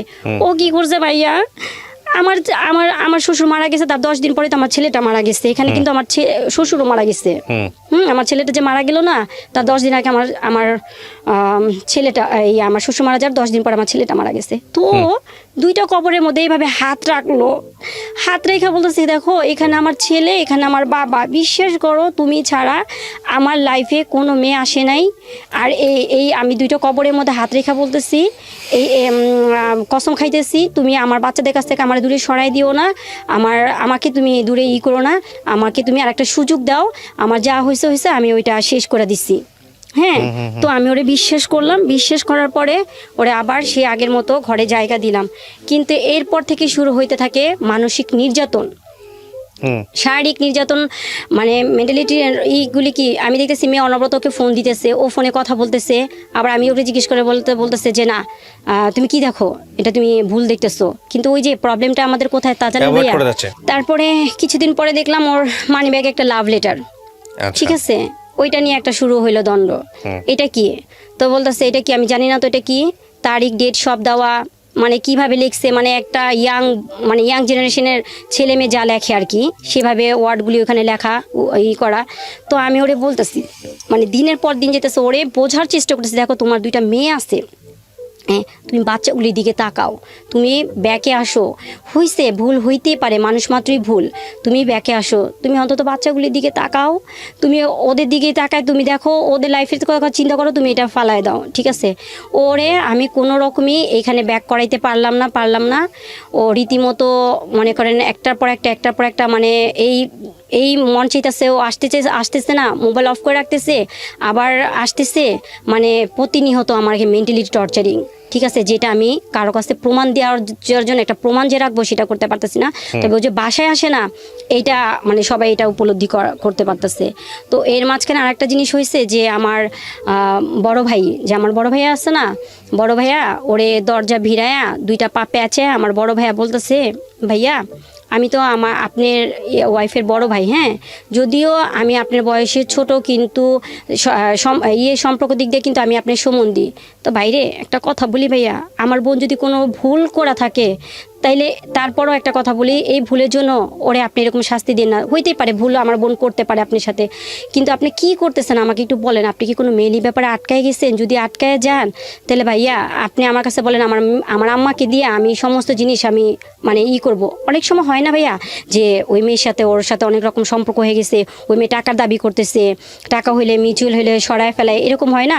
তো আমার বড় ভাই পাটা পেঁচায় ধরা কাঁদছে আর বলছে, তখন আমার বলতেছে হ্যাঁ মেয়ে তো আমার নামে মামলা করছে, আপনাদের 2 ভাইয়ের নামে মামলা করছে। তখন আমার ভাই বলছে মামলা করছে মানে, হ্যাঁ আমাদের নামে মামলা করছে, এখন 4 লাখ টাকা লাগবে। পয়েন্টটা কোন জায়গায় গেছে, ও 4 লাখ টাকা লাগবে, 4 লাখ টাকা দিলে ওই মেয়ের সাথে ওর সাথে কাটছিট হয়ে যাবে, ঠিক আছে। তো আমার ভাই বলতেছে এটা আবার কেমন কথা বলেন, তাহলে মামলা করলে তাহলে মামলার কাগজ দেখান আমাদের, মামলা করছে। আরে মামলা কাগজ কি আমাকে দেখাবে, ওই মেয়ে তো করছে, ঠিক আছে। এই কি করলো, এই জিনিস দিয়ে ঘরের মধ্যে একটা হট্টগোল পাকায় রাখলো, ঠিক আছে। ও এর মাঝখানে দিব্যি আরামে ঘুরতেছে, করতেছে। আমার 2টা ভাই মনে করেন মানে পালায় রইছে, যে কোনো সময় আমার বাসায় পুলিশ পাঠাতে পারে। ও খালি ফোন দেয় আমাকে, বলে কি তুমি কিন্তু ভাইয়াদের দূরে সরাই দিও, ভাইয়াদের কিন্তু বাসা আসতে দিও না, আসলে কিন্তু ওই মেয়ে কিন্তু অ্যারেস্ট করাই দিবে। আমি তো ওই কথাই ভয় পাইছি। আসলে তো আমি জানি না যে আসলে ওই মেয়ে কেন আমার জন্য মামলা করবে, ওই মেয়ের কি এমন আছে, ওই মেয়ে তো এখানে মামলা করার কোনো কিছু নাই, তাই না? তো যাই হোক এইভাবে গেল। তো গত রোজায়, এই তো রোজা আসতেছে, গত রোজায় আমার বাসায় বাড়িওয়ালা যে ওনার সাথে আমরা বসার পরে রাজে কি আমার হাজবেন্ড ও কি করলো, থানা থেকে একটা জিটি কপি আনলো ওই মেয়ের নামে। হ্যাঁ, যে দেখো আমি ওই মেয়ের সাথে আমার সাথে কোনো সম্পর্ক নাই, এই যে আমি জিটি কপি তোমাকে দেখাইতেছি, আনছি, আমি তোমার সাথে সংসার করতে চাই আর তুমি এটি বাদ দাও। হ্যাঁ, তো ঠিক আছে, ভালো কথা। আমাদের ঘরোয়াভাবে সবাই মিলা বৈশা টুইসা সুন্দর করে ওর হাতে আবার আমাকে বুঝাই দিল, আমার ভাইটাই সবাই বুঝাই দিল। তো আমি আমার শাশুড়ি বাসায় গেলাম। সেখানে যাওয়ার পর ভাইয়া দেখি রাত্রে মেয়ে ফোন দিছে ওরে যে তুমি কি ঘরে ঢুকেই কি আমাকে ভুলা যাও। তখন আমার শাশুড়িকে যে আমি আবার কান্না করতেছি, আম্মা দেখেন আপনারা তো আমাকে বুঝা নিয়ে আসছেন, দেখেন আপনার ছেলেকে আবার দিচ্ছে, এই যে দেখেন মেসেজ দিচ্ছে, আমি মেসেজ দেখছি। তো যা বলতেছি কি মা ওর আসলে কি মাথাটা নষ্ট হয়ে যেতেছে গা, ও আসলে বাচ্চার শোকে না, ও আমারে পাগল বানায় ফেলতেছে। ঠিক আছে, কিন্তু আমি পাগল না, আমাকে পাগল বানাই দিতেছে ও। ঠিক আছে, তো যাই হোক ওইখানে এরকম করতে করতে আমি 15 দিন কোনো রকম কাটাইলাম ওর সাথে। ওইখানে কাটানোর পর আমি বাসা চেঞ্জ করি। হ্যাঁ, বাসা চেঞ্জ করি, আমি যে বাসায় ছিলাম ওই বাসাটা চেঞ্জ করে আমি আরেকটা বাসায় আমি যাই। আম্মা টাকা দিল, বাসায় যাওয়ার পর ওই বাসায় গিয়ে যাওয়ার পরে ভাইয়া আমার বড় মেয়েটাকে আর আমাকে, মনে করেন আমার বড় মেয়েটা তো বাবার এই জিনিসটা দেখছে, হাত ভরা মেহেদি। ঠিক আছে, ও বাবার হাত ভরা মেহেদি, একদম হাত ভরা মেহেদি। তো আমি আমার মেয়েকে বলেছি দেখো রাজদিন তোমার বাবা কি করছে, হাতে ভরা মেহেদি, ওর মেয়ের নাম নিয়ে আসছে। তো আমার মেয়ে বলেছি কি আব্বু তুমি কি এখন কি মানে একটু ই হবা, তুমি এগুলি কি করতেছো আব্বু, তুমি কি একটাবার আমাদের দিকে তাকাও না। তো ওই এক কথা দুই কথা কি করছে ভাইয়া, ওই যে কারেন্টের ব্যাটগুলো থাকে না, ওই ব্যাটগুলো আমার মেয়েটাকে এমন ভাবে পিটাইছে, ওরে ধরতে যায় আমি মাই খাইতেছি, ও মাই খাইতেছে, মানে আমরা মা মেয়ে, মানে কারে থেকে কারে বাঁচাবো আমরা নিজেরা জানি না। ওর বাবা একটা হিংস্র প্রাণীর মতো হয়ে গেছে। তখন ওরা আমি বলতেছি তুমি থামো, তুমি এইভাবে করে মাইরো না, তুমি এইভাবে করে মাইরো না, তুমি কি মারার জন্য আমার কাছে আমাদের নিয়ে আসছো, আমি কত বড় শখ করে তোমার কাছে আমি আমার পুরো ফ্যামিলি করে ছাইরা টেরা দিয়ে তোমার কাছে আমি আসছি। ঠিক আছে, ও এখানে একটা শর্ত রাখছে আমি কারোর সাথে মানে যোগাযোগ করতে পারবো না, মানে আমার ফ্যামিলির, যেখানে আমার মা আমাকে এতটা হেল্প করে। তো ও মানে এই পয়েন্টটা খাটাইছে যে আমাকে ওই বাসায় নিয়ে যায়, আমার উপরে এই টর্চারিংটা করবে। ঠিক আছে, এখানে তো কেউ দেখবে না। ও অনেক মারছে, মারার এক পর্যায়ে আমি বেহুশ হয়ে যাই, মানে এতটা মানে রক্তাক্ত করে, আমার গলার মধ্যে চিবি দেয়। চিবি দেওয়ার পরে তো অটোমেটিক মানে দম আটকে গেলে তো মানুষের শরীরে অন্যরকম হয়ে যায়। ঠিক আছে, তো আমার পুরো কাপড়টাই নষ্ট হয়ে যায়। তো আমার মেয়ে সেগুলি করে, তো ও কি করে তখন মাইনাটেটা তখন চলে যায় বাসার থেকে। তো আমার বড় মেয়েটা ওর মামাকে ফোন দেয়, ছোট মামাকে ফোন দেয়, ছোট মামা তুমি একটু তাড়াতাড়ি আসো, মামা আম্মুরে তো মাইরা ফেলতেছে, আম্মুর তো কোনো নাই, মানে কোনো কিছু। ও তো ছোট মানুষ বুঝতেছে না, মানে ও যেভাবে পারছে ওর মামাকে বলছে, ওর মামা দৌড়ায় আসে, আসার পর আমাকে জরর দিতে নিয়ে যাওয়ার পর ওইখানে আমাকে দেখার পর ওই যে পুলিশ কেস হয়, তারপরে আমি থানায় যাই, তারপরে আমি গিয়ে মামলা করেন। হ্যাঁ, থানায় যেয়ে মামলাটা করি। ঠিক আছে, মামলাটা কইরা আসার পর আমি যাই আমার খালা শাশুড়ির বাসায়। আমি তখন আমার ভাইরা বলি কি ভাইয়া আরেকটু সময় দে ভাইয়া, বড় ভাইরা আমি বলি, দুই ভাইরাই বলি একটু সময় দাও। তো আমি আমার খালা শাশুড়ি বাসায় যাই, তো আমার শাশুড়ি সেখানে দেখার পর আমাকে অকথ্য ভাষা গালাগালি করে। ঠিক আছে, অকথ্য ভাষা গালাগালি করে, এই তুমি এখানে আসছো কেন, বের হও, আমাদের মান সম্মান ধুইতে আসছো, এই করতে আসছো, সেই করতে আসছো। কিন্তু এর মাঝখানে ওনার ছেলে যে টিকটকগুলি করতো, এই টিকটকগুলি আমার মেয়ে দেখছে আবার। দেখছে। এখন তো ভাইয়া ডিজিটাল যুগ, সবখানেই সব জিনিস মানে করা যায়। মেয়ের সাথে টিকটক করতো, ঠিক আছে, যে মেয়ের সাথে ওর পরকীয়া হয়েছে। ও আচ্ছা, সে তার সাথে টিকটক করতো, সেটা আপনার মেয়ে চোখে পড়ছে? হ্যাঁ, মেয়ের চোখে পড়ছে। তো ওর চোখে পড়ছে, তো ওই আমাকে সবকিছু আমার মোবাইলে দেয়, আমাকে বলে যে আম্মু আমি নামাই দিই, তুমি দেখো, তুমি তো অনেক কিছু বোঝো না, দেখো আব্বু কি করতেছে, তুমি কি কিছু করবা না? তো আমি বলতেছি মা আমি কি করব বলো, তুমি আমার কি করতে বলো, আমি বড় জন নাইলে তোমার বাবার থেকে আমি সরে আসতে পারবো, তুমি কি চাও? তো বলছে আম্মু থাক। তখন আবার আমার মেয়ে বলে কি আম্মু থাক, দেখি আব্বু ফিরত আসবে, আব্বু তো এরকম ছিল না। তো যাই হোক, আমার ওই খালা শাশুড়ির বাসায় যাওয়ার পরে কি হয়, ওইখানে এক পর্যায়ে সবাই মিলে আবার বসার পর ভাইয়া আবার মিল করা দেয় আমাকে। ঠিক আছে, আমি তখন মামলাটা আবার অফ রাখি, বুঝছেন, অফ রাখি। ওইখানে কি বলা হয়, অফ রাখেন মানে কি মামলা তুলে নেন? না, মামলা তুলে করি নাই, মানে মামলাটা তখন আমি মামলার প্রসেসিং আসলে যাই নাই, মানে সাধারণভাবে জিডিটা করা হয়েছে, এরপরে আমি মানে মামলাটা আমি করব, মানে আমার একটা সিগনেচার দিলেই তারপর হবে। তো আমি তো সুন্দর করে ও আমার ওইখানে সুন্দর করে সবাই বোঝায় টোঝায় দেওয়ার পর তো আমি তখন সবার কাছে করি, বলি যে ঠিক আছে ও যেভাবে আমাকে রাখবে আমি সেভাবেই থাকবো। তো মেলি ব্যাপারে ওইখানে কথা হয়, তখন ওই সবার সামনে ভাইয়া প্রায় ওইখানে 20-25 জন মানুষ সবার সামনে সেই একই অবস্থায় আবার সে কোরআনটাকে সামনে রাইখা বলতেছে আমার সাথে কোনো মেয়ের সাথে কোনো সম্পর্ক নাই, আমার 2 বাচ্চা আমার স্ত্রী ছাড়া আর কেউ নাই, ঠিক আছে। এইটি কথাটা বলে কসম টসম খাওয়াইটা সবাই করে দিল। আর আমার ভাসুর ওই যে খালা শাশুড়ির বড় ছেলে ও বলল যে ঠিক আছে, আমার বড় ভাইকে বললো যে বোনের ঘর তো কি করবে এখন, বোন জামাই তো বসে আছে, তাহলে 2 মাসের বাজার খরচ তোমরা দিয়ে দিও আর আমরা দেখি তো কি করা যায়। তখন আমার বড় ভাই বলছে কি ভাইয়া সব সময় তো আমাদের উপরে চাপাই দিতেছেন তো সমস্যা নাই, আমার ভাগ্নির 2টা মুখের দিকে তাকায়া আমরা দিব, কিন্তু তাকেও তো কিছু করতে হবে, এইভাবে কতদিন, ঠিক আছে। ওইভাবে কথাটা বইলা আসার পরে আসার পর ও কি করলো, ভিডিও কলে ওই মেয়ের সাথে ওই রাত্রেই কথা বলতেছে, খুব হাসাহাসি করতেছে, সে আমার গেমটা না একদম সাকসেস হইতাছে। তো এই কথাটা আমি শুনি, গেম সাকসেস হইতাছে মানে এই তুমি কার গেম সাকসেস করতেছো?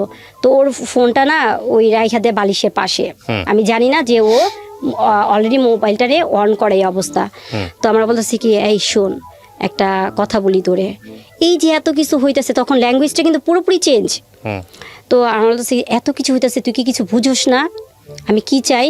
তখন আমরা আবার ওই প্রশ্নটা করে কি বুঝবো মানে কি চাও মানে, কয় শুনো আমি বিয়ে করছি, তুমি একটা কাজ করো, এই তুমি ওর কাছ থেকে আমার আনতে চাও? তো আমি সেটা কেমন কথা বলো, তুমি বিয়ে একবার বলো করছো একবার বলো করো নাই, এগুলি কেন এই হেজিটেশনের মধ্যে রাখো কেন, তুমি কি চাও? তো বলতেছি কি ওরে ছাড়তে গেলে না 6 লক্ষ টাকা লাগবে। আমার বড় ভাইকে কিন্তু কিছুদিন আগে কিন্তু বলছে ওই যে মামলা করছে 4 লক্ষ টাকা কিন্তু দাবি করছে, এখন আবার বলতেছে 6 লক্ষ টাকা। 2টা পয়েন্ট কিন্তু আপনি দেখেন ভাইয়া। হ্যাঁ, তো আমি বলতেছি 6 লক্ষ টাকা মানে এই তুমি কি পাগল হয়ে গেছো? আমরা খাইতে পারতেছি না, থাকতে পারতেছি না, আমি মার কাছে কিভাবে আর হাত পাতবো? বড় মুখ করে তোমার সাথে আসছি। কয় কি শোন আমার যদি পাইতে চাস 6 লক্ষ টাকা আন, কোনো ব্যাপার না, ওই মেরে আমি ফালাই দিব, তোরে আমি এই যে একদম রানীর হালে রাখবো। তো আমি বলছি কি শুনো আমার আছে না লবণ দিয়া ভাত খাওয়া, ডাল দিয়া ভাত খাওয়াও, আমি ওই মেয়ে না যে কারো কাছে যে কিছু বলবো, ঠিক আছে। তুমি কিন্তু এতদিন শুধু আমার ভালোবাসাই দিছো, বিনিময়ে কিন্তু তুমি কোনো অ্যাসেট আমাদের জন্য তৈরি করো নাই যেটা তুমি আমাদের জন্য ফিউচারে ভাইবা রাইখা দিবা। তো আমাদের তো অবস্থা এখন করুণ দশাই। তো আমার কি স্বপ্ন দেখো, এই সব স্বপ্ন আমাকে দেখায়ও না, তুমি ওর কাছে আসবা কি আসবা না সেটাকে বলো। তো এক পর্যায়ে সেই রাত্রে ও মনে করেন রান্নাঘর থেকে বটি আনছে, ঠিক আছে, বটি আনছে, তারপরে ওড়নাটারে খুব ভালোভাবে করে হাতে পেঁচাইতেছে আমাকে।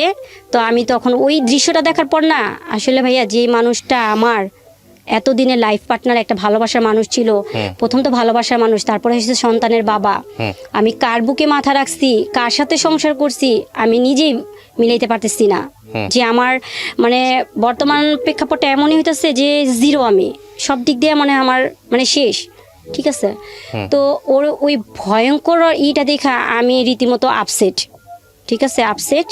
তো তখন এমন একটা হয়েছে যে মানে ও অলরেডি আমারে মারবেই।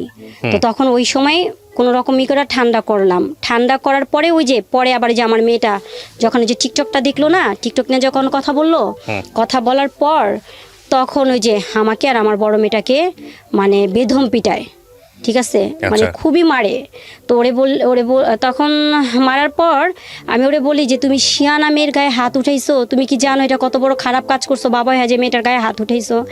ভাইয়া আমার মেয়েটাকে দেখলে আপনি বলবেন যে বলা ঠিক না, মানে আল্লাহ পাক আমার 2টা মেয়ে মাশাআল্লাহ অনেক সুন্দর করে বানাইছে। আর আমার হাজবেন্ড আমাকে বলে যে আমি দেখতে সুন্দর না, ওয়েস্টার্ন কালচারে চলাফেরা করতে পারি না, অশিক্ষিত মহিলা। তো এতদিন পর, এত বছর পর যে আমাকে এই ব্লেমগুলি দেয়, তো তখন কই ছিল? তা আমাকে বলতো একটা স্ত্রী তার স্বামীর জন্য সব কিছু করতে পারে, তাই না, সব কিছু করতে পারে, তখন আমাকে বলতো। কিন্তু তাই বলে এই না ও আমাকে আমার বাচ্চাগুলিরে নর্দমায় ছুঁড়া ফালাই দিয়ে ও একটা শুভাকাঙ্ক্ষীর জন্য ও সবই শেষ করে দিবে। ও এইটা শুধু করে নাই, এর মাঝখানে ও আরও একটা পয়েন্ট করছে, দালালি করছে। মানে দালালি বলতে কি, আমার আম্মু তো বাইরে না, তো ওরে জায়গা কেনার জন্য টাকা দিছে, সেই টাকাটা ও মাইরা দিছে, ঠিক আছে, বড় ভাইকে সাউথ আফ্রিকা পাঠানোর জন্য 12.5 লক্ষ টাকা সেটাও মাইরা দিচ্ছে, ঠিক আছে। তাও আমার আম্মু সবই মাইনা নিচ্ছে যে চাক টাকা আজ আছে কাল মানে জোয়ার ভাটা এই আছে এই নাই, হ্যাঁ আল্লাহ পাক দিতে কতক্ষণ, আমার নাতি নাতকরা ভালো থাকলেই হয়েছে সবচেয়ে বড় জিনিস।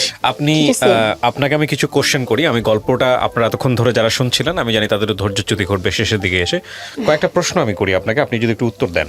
আপনি আমাকে যখন এই অনুষ্ঠানটা আমি শুরু করি তখন আপনি আমাকে কিছু ভিডিও ডকুমেন্ট দেখাচ্ছিলেন, বিশেষ করে একটা ভিডিও খুব সেন্সিটিভ যেটা আপনার হাতে এসছে, এটা কার মাধ্যমে এসছে আপনার কাছে? এটা অনেকটা ছিল শর্ট করে ইমোতে পাঠাইছে মেয়েটা আমাকে। মেয়েটার সঙ্গে আপনার কথা হয়?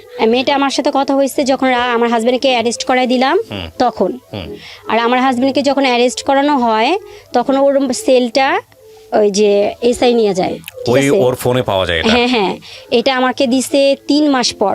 ওই এসআই 3 মাস আপনার হাজবেন্ড জেলে ছিল? 4 মাস ছিল। 4 মাস ছিল তখন আপনাকে এই ডকুমেন্টসটা দিয়েছে এসআই?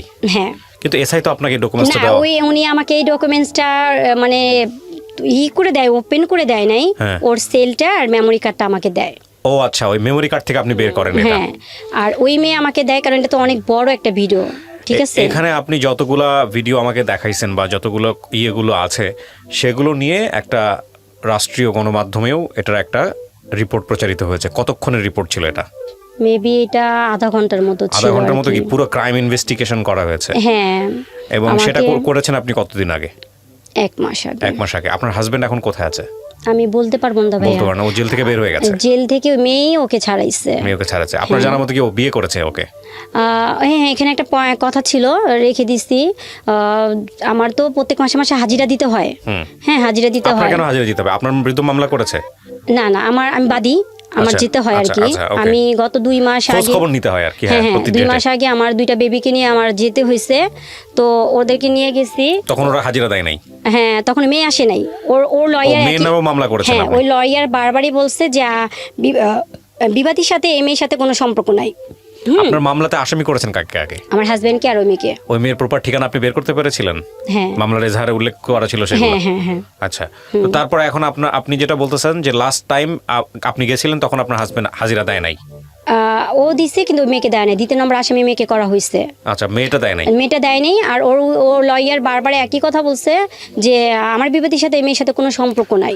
আপনাকে ডিভোর্স দিয়েছে আপনার হাজবেন্ড? না, ডিভোর্স দেয় নাই। এখানে আপনি দিয়েছেন? না। আমি যে প্রশ্নগুলো করি সেই প্রশ্নগুলো উত্তর দিলে চলবে? ডিভোর্স হয়নি এখন। আমাদের মামলা রানিং চলতেছে। এখানে ডিভোর্স হলে আমাদের মামলা চলতো না। আচ্ছা, তো ডিভোর্স হয় নাই? ডিভোর্স হয়নি। আপনার হাজবেন্ডের সঙ্গে আপনার লাস্ট কথা হয়েছে কবে? জানুয়ারির 15 তারিখ। কি বলেছে উনি আমাকে ফোন দিয়ে বলতেছে যে আমাকে ভালো মন্দ জিজ্ঞেস করলো, তো বললাম যে হ্যাঁ ভালো আছি, এই বাচ্চারা কেমন আছে। আমি তখন বললাম যে বাচ্চাদের খবর যে তুমি নিতেছো, ওদের তো কোনো কিছু করতেছো না, ঠিক আছে, তুমি কেমন বাবা হইলা। আপনি আমাকে শেষ কথা উত্তর দেন। আপনার হাজবেন্ড যদি এখন ফিরে আসে, আপনার ওই যাকে বিয়ে করেছে তাকেও রাখতে চাই, আপনাকেও রাখতে চাই, আপনি নিবেন আপনার হাজবেন্ড? না, আমি নিব না। আপনি কি চাচ্ছেন? কারণ দুষ্ট। আপনি কি চাচ্ছেন সেটা বলেন আমাকে। আমি এই লোকের সাথে এত বছর সংসার করে তার ভিতরটাই তো চিনতে পারি নাই। লাস্ট কত বছর সংসার করেছেন? 16 বছর। 16 বছর। আপনি কি চাচ্ছেন এটা বলেন জাস্ট। আমি এখন চাচ্ছি যেভাবে আমাকে মানে আমার 2টা মেয়েকে নিয়ে যেভাবে আমাকে যেভাবে ফেলে দিছে, আমাদের 3টা জীবনও নষ্ট করে ফেলছে, এরকম প্রতারকের সাথে আমি সংসার করতে চাই না। ঠিক আছে, সেটা তো আপনি চান না। আমি চাই না। আর কিন্তু আপনি চাচ্ছেনটা কি সেটা বলেন। আমি চাচ্ছি সবাইকে সচেতন করার জন্য। আচ্ছা, সেটা তো আপনার গল্পের মাধ্যমে সচেতন হবে। সচেতন করার জন্য এখানে আপনার ভুল কি বলেন তো? আমি পয়েন্ট আউট করার আগে আপনার ভুলটা কি? আপনার হাজবেন্ডের যে কথাগুলো আপনি বললেন সেটা নিয়ে আমি পরে কথা বলছি, যেহেতু উনি এখানে উপস্থিত নাই সেটা বাদ। কিন্তু আপনার ভুলটা কি? আমার ভুল হচ্ছে আমি বারবারই ওকে বিশ্বাস করে ওকে মানে ওর দোষগুলি আমি ক্ষমা করছি। হ্যাঁ, কেন করছি সেটা হচ্ছে এখানে কথা হচ্ছে যে আমার 2টা মেয়ে আছে। সমাজে চলতে গেলে আমার 2টা মেয়ের বাবা হিসাবে পরিচয় দিতে হবে। না, এটা একদম লেম লজিক। আপনি তো ক্লাস 9 পর্যন্ত পড়াশোনা করছেন, কিছু জিনিস আমি তারপরে এসএসসি কমপ্লিট করলাম। লেম লজিক বলতেছি আমি, মানে এটা হচ্ছে খুব দুর্বল যুক্তি। আচ্ছা আচ্ছা, আপনি ফাইনালি 16 বছর পরে এসে আপনি বাঁচাতে পারছেন সেই যুক্তি? না না। আপনি প্রথম থেকে তাকে ক্ষমা করতেছিলেন, আমার মেয়ে আছে, মেয়ের বাপের পরিচয় লাগবে, ঠিক আছে, সমাজের জন্য। 16 বছর পরে এসে কি সেটা পারছেন এস্টাবলিশ করতে পারছেন? পারেন নাই তো। শেষ পর্যায়ে ধৈর্যচ্যুতি ঘটেছে, আপনি তাকে ছেড়ে দিচ্ছেন। হ্যাঁ, আপনি তার সঙ্গে সংসার করতে চান না। না, করতে চান না। বিষয়টা যদি আরো আগে হতো আরো ভালো হতো। দুষ্ট গোয়ালের চেয়ে শূন্য গোয়াল অনেক ভালো না? অনেক ভালো, দুষ্ট গরুর চেয়ে শূন্য গোয়াল অনেক ভালো। তো সেই জায়গাটা থেকে আপনার যুক্তি যদি সমস্ত কিছু মেনে নেই, তাহলে এটা আরো আগেই গিভ আপ করা উচিত ছিল। আমি এই দুজনকে নিয়ে কোনো মন্তব্যই করতে চাই না। কেন করতে চাই না, তার প্রধানতম কারণ হলো এটা আপনি বলে গেলেন বা আপনার মতো করে একপাক্ষিকভাবে আপনি বলে গেলেন, সেখানে বাকি দুজনের কোনো কথা আমি এই পর্যায়ে আনতে পারিনি। যে দুজনকে নিয়ে আপনি আনলেন তাদেরও জীবনে হয়তো অনেক কিছু বলার আছে, সেই জায়গাটায় আমি যেতে চাই না। তবে এটা ঠিক প্রথম স্ত্রী থাকার পরে একটা কারণই এনাফ। প্রথম স্ত্রী থাকার পরে দ্বিতীয় যদি কোনো মানুষকে সে তার জীবনে নিয়ে আসে, সেটা যদি আপনার সঙ্গে এক লুকোচুরি করে হয়, অন্যায় করে হয়, তাহলে যত যুক্তি নিয়ে সে খাড়া হোক না কেন, একটা লাইনই এনাফ, সে দোষী, আর কিছু লাগবে না। তো সেই জায়গাটা থেকে সে দোষী। মানে আপনি যত কিছু বলেন সবকিছু যদি বাদ দিয়ে দিই, শুধু একটা যদি জিনিস যদি ধরি যে আপনাকে না জানায় সে কাজটা করেছে, কারণ আপনি যে ভিডিওটা আমাকে দেখিয়েছেন, সেই ভিডিও দেখার পর আসলে কোনো সন্দেহ থাকে না সে এটার মধ্যে ইনভলভ, যদি উনি আপনার হাজব্যান্ড হয়ে থাকে। ভিডিওতে যেটা দেখিয়েছেন, আমি টেলিভিশনের রিপোর্টটাও দেখেছি। তো সেদিক থেকে আমার ওনাকে নিয়ে বলার কিছু নাই। তবে আপনার এই গল্প থেকে আমাদের অনেক কিছু শেখার আছে। আমাদের সমাজের মেয়েরা মুখ বন্ধ করে এসব সহ্য করে, দিনের পর দিন সহ্য করে, বছরের পর বছর সহ্য করে, মাসের পর মাস সহ্য করে। আপনি আইনের দ্বারস্থ হয়েছেন, আমাদের সেটাই হওয়া উচিত। আমি সেই জায়গা থেকে আমি আপনাকে উৎসাহ দিব যে আইনের কাছে গেছেন, আপনি আইনের পরামর্শ নিচ্ছেন, আপনি চান ওর সঠিক বিচার হোক। সেই জায়গাতেও আমরা অনেক বেশি ফেড আপ হই। আমি আপনার জন্য গুড উইশ করতে পারি, দোয়া করতে পারি যে আপনি আইনের দ্বারস্থ হয়ে ওখানে যাতে আপনি ফেড আপ না হন, কারণ অনেকেই ফেড আপ হয়ে যায়, আপনি যেন সঠিক বিচারটা পান।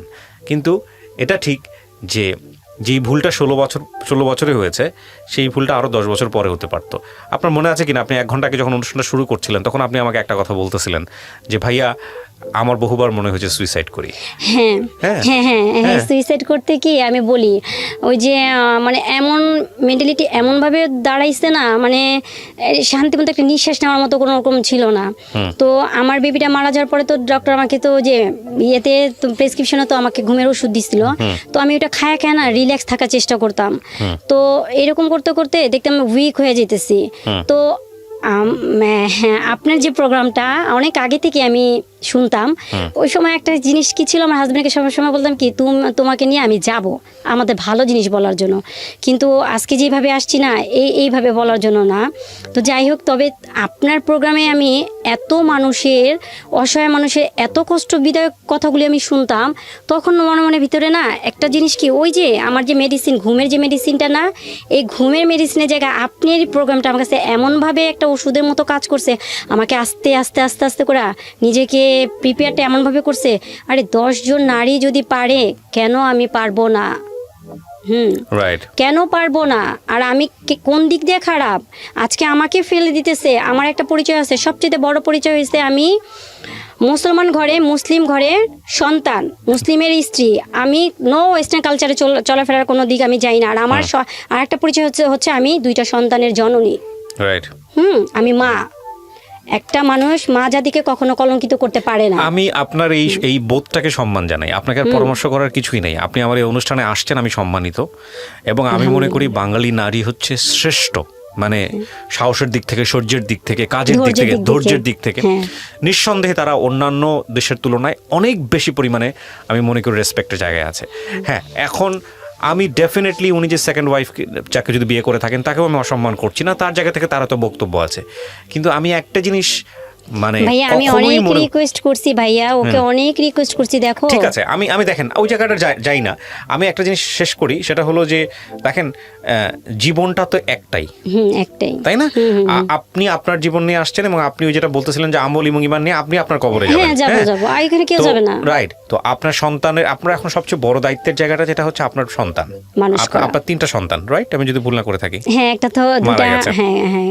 তো 3টা বাচ্চা, এই 3টা বাচ্চা আপনার কাছে আছে, আপনার কোল জুড়ে আছে। এই 3টা বাচ্চা আপনার শক্তি। আপনি এদেরকে সুন্দর করে বড় করেন, সামনের দিকে আগায় নিয়ে যান। আর আপনি যেটা নিজের ভিতরে পেলে পুষে বড় করেছেন, বোধটা যে আমি হারবো না, আমি সুইসাইড করার কথা চিন্তা করেছি, কিন্তু এই অনুষ্ঠানগুলো দেখে আমি সাহস ফিরে পেয়েছি। হ্যাঁ, এটা সত্যি। এবং এই সাহসটা নিয়ে আপনি সামনের দিকে আগায় যাবেন, এটাই হচ্ছে বড় কথা। আজকের এই অনুষ্ঠানের শেষে এসে প্রিয় দর্শক এবং শ্রোতা, আপনাদের জন্য একটা কথাই বলতে চাই, ইনক্লুডিং মি। আমি কখনোই অ্যাডভাইস দেওয়া পছন্দ করি না। আমার ভিতরে যে উপলব্ধিগুলো আছে সেগুলো শেয়ার করি, এবং এগুলো দেখবেন অনেক সময় সাংঘর্ষিক হবে। কারণ একটা অনুষ্ঠানে আমি যে কথাটা বলি, এই কথাটাই অনেক সময় টার্ন করে যেতে পারে আরেক অনুষ্ঠানের কথার সাথে। এই দুটো কথা যদি আপনি মিলানোর চেষ্টা করেন, দেখবেন যে দুটো দুই রকম এবং সাংঘর্ষিক।